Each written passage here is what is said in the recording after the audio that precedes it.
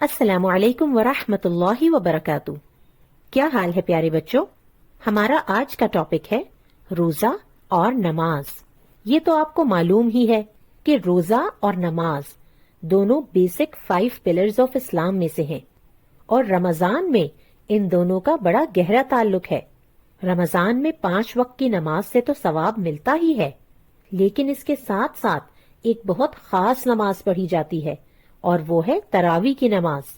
ویسے تو تراویح نفل نماز ہے، لیکن اللہ سے محبت کرنے والے لوگ اسے بہت شوق سے پڑھتے ہیں، کیونکہ انہیں معلوم ہے کہ جو قرآن ہم تراویح میں پڑھیں گے وہ قیامت کے دن ہماری سفارش کرے گا، یعنی اللہ تعالیٰ سے کہے گا کہ میں نے اس بندے کو رات قیام کے لیے سونے سے روکے رکھا، لہٰذا اسے معاف فرما دے۔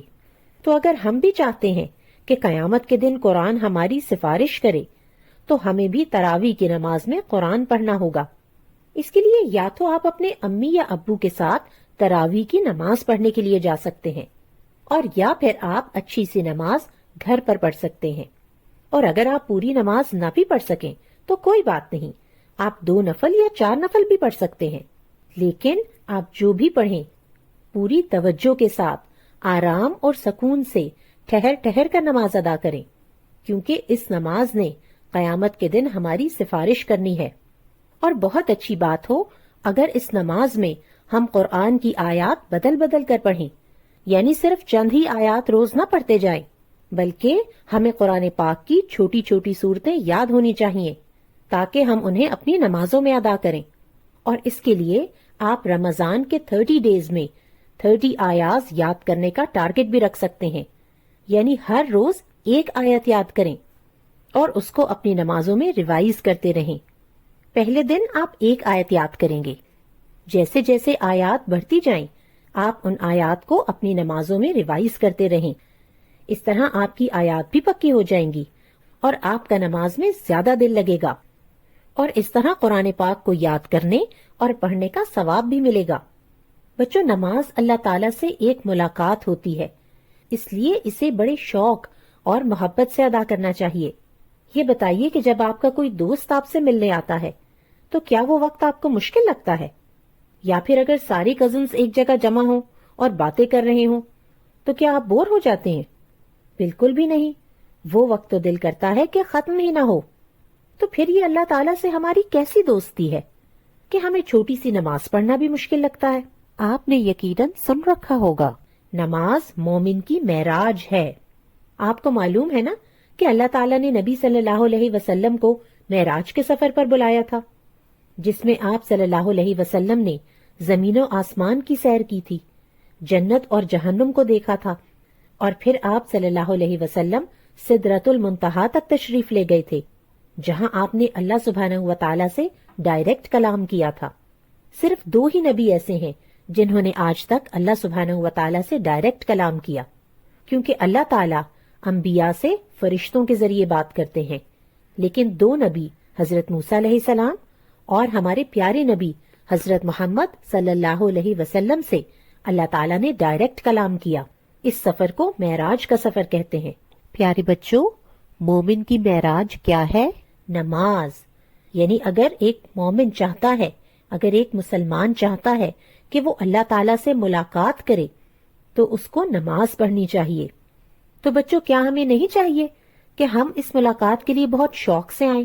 جیسے اگر آپ اپنے فرینڈز کو اپنے گھر پہ بلائیں اور وہ سب آئیں اور بس بور ہوتے رہیں اور کہیں کہ ہمیں تو بالکل مزہ نہیں آ رہا اور ہم تو بہت مشکل سے آئے ہیں اور ہمارا دل نہیں کر رہا ہے آپ سے بات کرنے کا، اور بس وہ چپ کر کے بیٹھے رہیں اور واپس چلے جائیں، تو کیا ہمیں اچھا لگے گا؟ نہیں۔ تو پھر ہمارا کام ہے کہ جب اللہ سبحانہ و تعالی اس پوری کائنات کے مالک دن میں 5 دفعہ اذان کے ذریعے ہمیں ملاقات کے لیے بلاتے ہیں تو ہم شوق سے اور بہت محبت سے اس ملاقات کے لیے جائیں۔ ہم اپنے دل سے سچ سچ پوچھیں، کیا ہمیں اللہ تعالیٰ سے ملاقات کا شوق نہیں ہے؟ اور اگر نہیں ہے تو اس کا مطلب ہے کہ ہم اللہ تعالیٰ کو جانتے ہی نہیں ہیں، ہم نے اللہ تعالیٰ سے دوستی ہی نہیں کی، کیونکہ دوست سے ملنے میں تو بہت مزہ آتا ہے۔ چلیے آج ہم اس بات کا ارادہ کرتے ہیں کہ اس رمضان کے 30 ڈیز میں ہم نے کم از کم 30 باتیں اللہ سبحانہ و تعالیٰ کے بارے میں جاننے کی کوشش کرنی ہے، اور اس کے لیے آپ ایک چھوٹی سی ڈائری بھی بنا سکتے ہیں جس میں آپ کو اللہ تعالیٰ کی جو کوالٹی معلوم ہوتی جائے اسے ضرور لکھ لیں۔ اللہ تعالیٰ کو کیا پسند ہے، کیا ناپسند ہے، کون سے کام کر کے ہم اللہ تعالیٰ کے محبوب بندوں میں سے شامل ہو جائیں گے، یعنی وہ لوگ جو اللہ تعالیٰ کو اچھے لگتے ہیں، اور وہ کون سے کام ہیں یا وہ کون سے لوگ ہیں جو اللہ تعالیٰ کو ناپسند ہیں۔ اس طرح جیسے جیسے آپ اللہ تعالیٰ کے بارے میں جانتے جائیں گے ویسے ویسے آپ کی اللہ سے دوستی بڑھتی جائے گی، اور جب دوستی بڑھے گی تو پھر ملنے کا دل بھی کرے گا اور نماز پڑھنا بھی آسان ہو جائے گا۔ تو اس رمضان کے 30 ڈیز میں ہم نے یہ ٹارگٹ بھی رکھنا ہے کہ کوئی سی 30 باتیں اللہ سبحانہ و تعالیٰ کی پسند اور ناپسند کے بارے میں ہم نے جاننی ہے اور ان کو اپنے پاس لکھنا ہے۔ بچوں، جیسے اگر آپ کوئی امپورٹنٹ کام کر رہے ہیں لیکن آپ کو اسکول کی پرنسپل اپنے آفس میں بلائیں، تو کیا آپ ان کو یہ کہیں گے کہ میں کچھ دیر بعد آ جاؤں گا؟ نہیں، آپ اپنے سب کام چھوڑ کر فوراً جائیں گے، کیونکہ وہ اسکول کے پرنسپل ہیں۔ آپ جانتے ہیں کہ ان کا کیا مقام ہے، اور اگر ان کے بجائے آپ کے کوئی کلاس فیلوز آپ کو بلائیں تو ہو سکتا ہے آپ انہیں کہہ دیں کہ میں ابھی بزی ہوں، میں کچھ دیر بعد آ جاؤں گا۔ تو یہ انسان کے مقام کا، اس کی پوزیشن کا فرق ہوتا ہے۔ بالکل ایسے ہی اللہ سبحانہ و تعالی اس پوری کائنات کے کریٹر ہیں، اس پوری یونیورس کے کریٹر ہیں، اور نہ صرف کریٹر ہیں بلکہ ان کے پاس الٹیمیٹ پاور ہے۔ جو اللہ تعالیٰ کر سکتے ہیں وہ اس کائنات میں کوئی دوسرا نہیں کر سکتا۔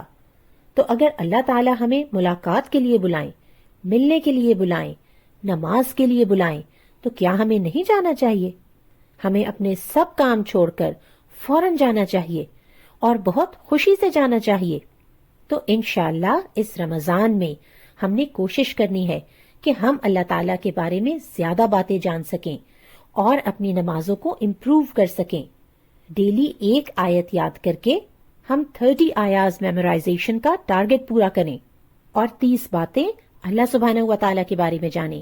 انشاءاللہ اس کے ذریعے سے ہم بہت اچھی نماز پڑھنے لگیں گے۔ انشاءاللہ جلد ملیں گے ایک اور حدیث کے ساتھ۔ السلام علیکم ورحمۃ اللہ وبرکاتہ۔